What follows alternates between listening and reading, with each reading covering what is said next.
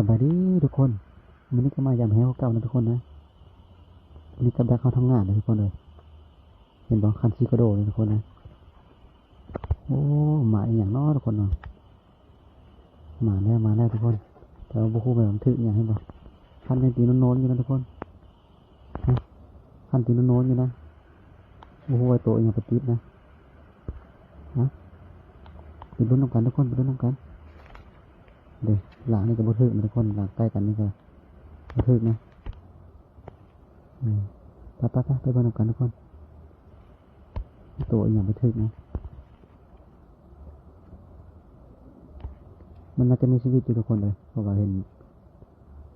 คันมันติ่งนะไปรุ่นน้ำกันมีตัวอย่างกระแทก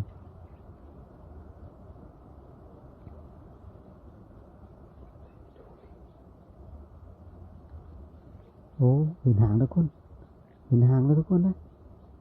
มันโตอย่างนะทุกคนนะหางเราแดกเลยนะทุกคนใกล้ๆทุกคน